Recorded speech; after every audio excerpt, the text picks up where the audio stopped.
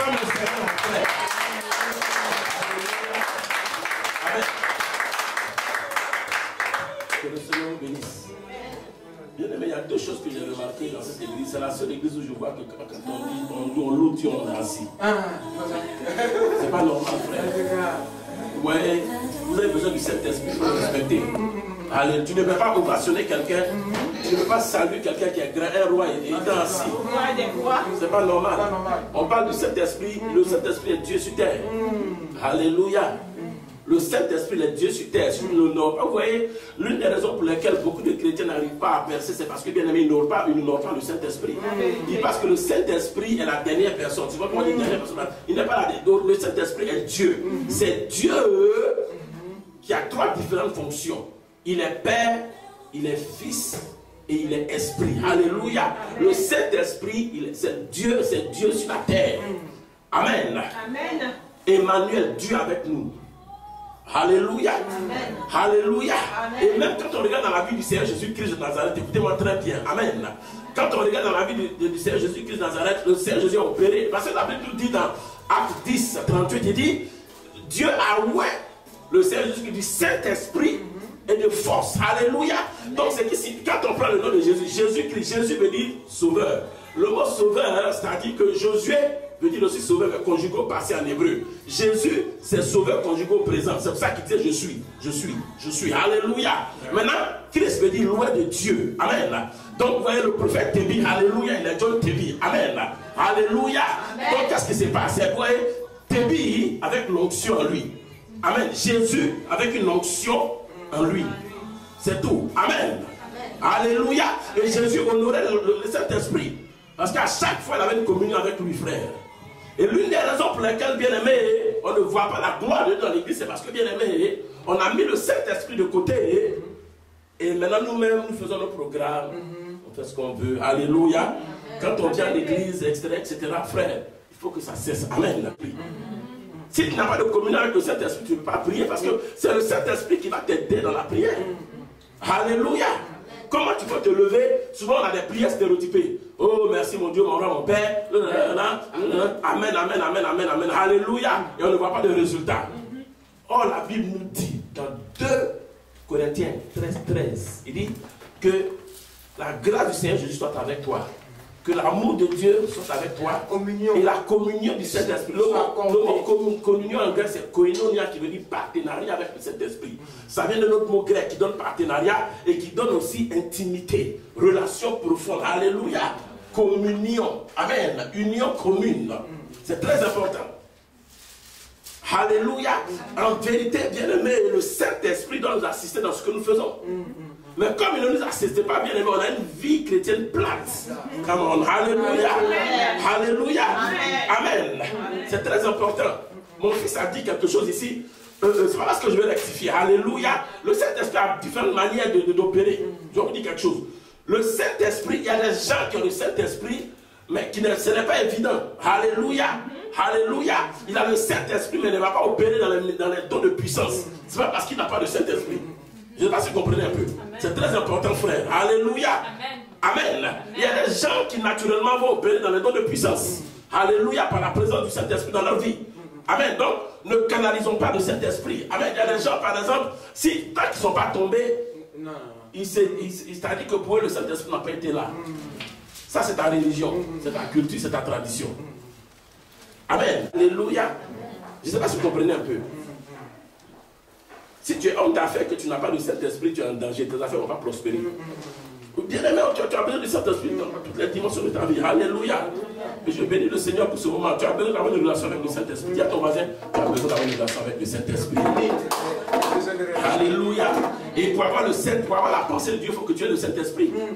Le Saint-Esprit manifeste la pensée de Dieu au travers de ta personne. Alléluia.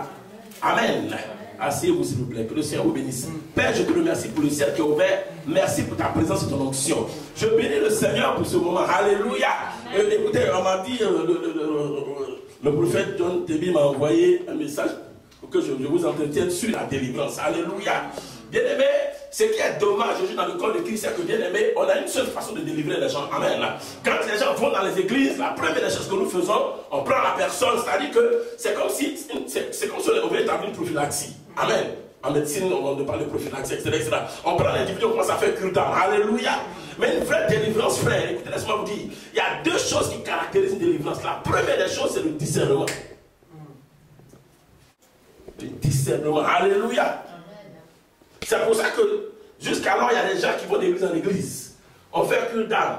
Ils tombent, ils se lèvent. Parce qu'on n'a pas encore discerné, ou bien Dieu, le Saint-Esprit, ne lui a pas encore révélé son véritable problème. Et je te conseillerais, pour pouvoir parler de délivrance quand tu es en face de quelqu'un, etc., laisse le Saint-Esprit t'inspirer. Parce qu'il est Dieu. Alléluia. Et la deuxième des choses qui caractérise une vraie délivrance, c'est la connaissance. Amen. Regardez ce que Jésus a dit. Jean-Baptiste, quand il a commencé son ministère, dans Matthieu 3:2, il dit, répentez-vous car le royaume de Dieu est proche. Alléluia. De toutes les façons, le royaume de Dieu est là déjà. Alléluia. Amen. Jésus aussi, dans Matthieu 4:17, il dit, répentez-vous dans l'introduction de son ministère. Il dit, répentez-vous car le royaume de Dieu est proche. Je vais vous expliquer quelque chose. Ça, c'est l'introduction de mon message. Si je finis par un jour, un autre jour, on va continuer. Amen. Bien-aimé, le mot se repentir, là, bien-aimé, ce n'est pas se confesser. Parce qu'on s'enseigne depuis lors que, bien aimé, quand il faut te repentir, c'est de se confesser devant Dieu. Oh Dieu, j'ai fait tel péché. Bien aimé, le mot grec qui caractérise, ou bien qui décrit, ou bien qui traduit ce mot repentir, là veut dire penser autrement. Alléluia. Donc, en d'autres termes, pour paraphraser Jésus, bien Jean-Baptiste, repentez-vous car le royaume de Dieu est proche. Il dit, changez de mentalité car le royaume de Dieu est proche. Alléluia. Vous savez pourquoi on va changer de mentalité? Parce que le royaume de Dieu a ses principes. Qui ne sont pas les principes de ce monde. Amen. Alléluia. Et bien aimé, et si tu veux les mettre en connexion avec le royaume de Dieu, parce qu'il a dit, le royaume de Dieu, ce n'est pas quoi? Ce n'est pas quoi? La parole. Ce n'est pas la démonstration de la puissance. Alléluia. Pour être en connexion avec le royaume, la première chose qu'il faudrait que tu fasses, il faudrait que tu sois délivré dans ta mentalité. Regardez Jésus-Christ de Nazareth, même Dieu, avant d'utiliser quelqu'un, il renouvelle son intelligence. La plus grande des délivrances, c'est le renouvellement de l'intelligence, frère. Tant que ton intelligence n'est pas renouvelée, ma soeur, mon frère, alléluia, tu ne pourras pas accéder, hériter du reste. Est-ce que la Bible dit? Quand les disciples ont dit à Jésus, enseigne-nous à prier, il dit, quand vous priez, dites ceci, notre Père qui est aux cieux, que ton nom soit sanctifié, que ton royaume vienne, que ta volonté soit faite sur la terre comme au ciel. Donne-nous aujourd'hui notre Père quotidien. Je m'arrête là, alléluia. Pour que bien aimé la volonté de Dieu se fasse dans ta vie, il faudra que, il y a quoi? La manifestation du royaume. Et avant qu'il y ait la manifestation du royaume, il faudrait que ton intelligence soit renouvelée. Repentance. Alléluia. Et maintenant, vers la fin, il dit quoi? Donne notre pain quotidien. C'est-à-dire que la provision viendra quand tu auras renouvelé ta pensée. 2, quand il y aura la manifestation du royaume. 3, quand sa volonté sera faite. 4, c'est ainsi, c'est ce qui a donné la provision. Je ne sais pas si vous comprenez un peu. Dis à ton voisin, réponds-toi. Réponds-toi. Dis, ça ne veut pas dire confesser tes péchés. Alléluia. Dis, ça veut simplement dire change de mentalité. Change de mentalité. Et quelque part, en continuant, Jésus a dit ceci. Si vous remarquez, il a dit ceci. Il dit quoi? Il dit recherchez sa justice. Premièrement. Alléluia. Amen. Et tout sera ajouté. Il dit, recherchez le royaume de Dieu et sa justice. Jésus est en train de dire simplement que, vous voyez, le royaume de Dieu là ne fonctionne pas selon ce monde. Alléluia. Ici, un homme se lève, il va commencer à courir après l'argent. Non. Alléluia. Dans le royaume de Dieu, tu cherches le roi. Alléluia. Tu cherches la faveur du roi. Quand tu as la faveur du roi maintenant, alléluia, le roi te procure tout ce dont tu as besoin. Parce que tu es sujet du roi dans un royaume. Dis Seigneur, aide-moi à régler ma pensée.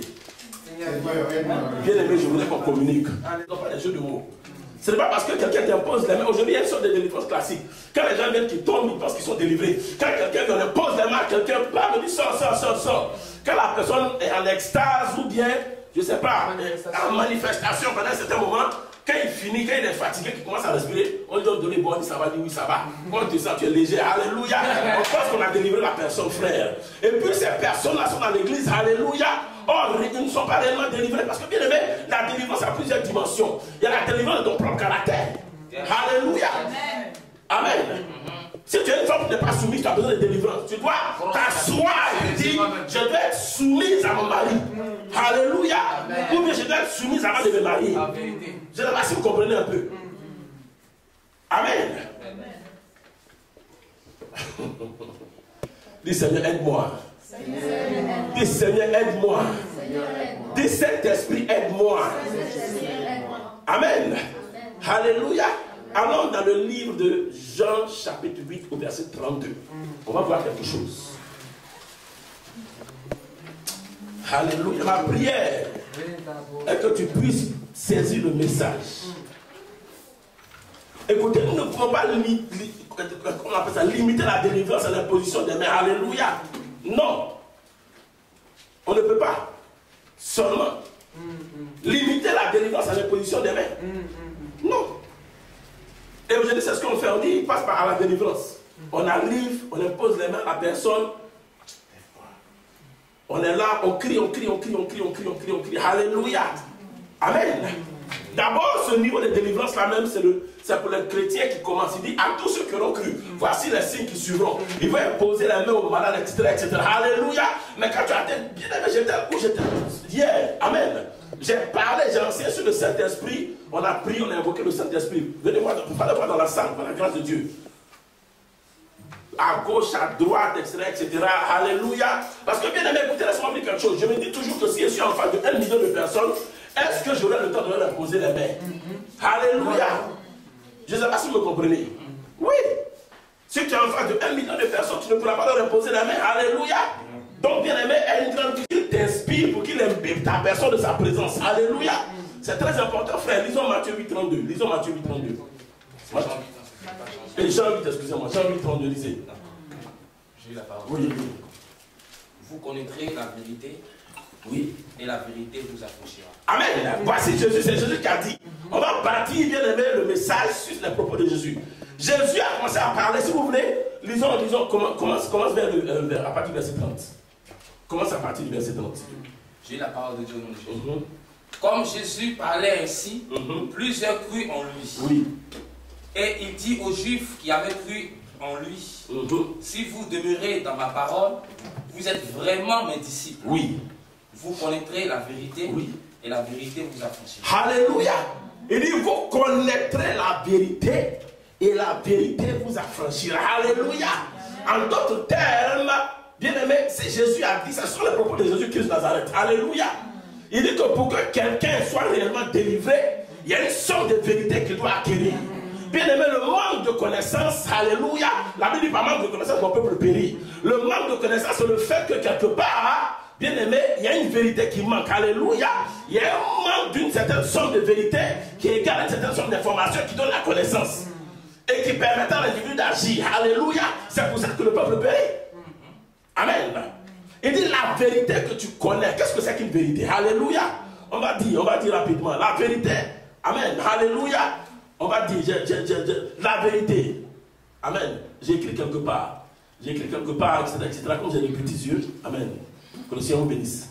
Ouais. Dis-la les petits yeux. Alléluia. Vérité, caractère de ce qui est vrai. Alléluia.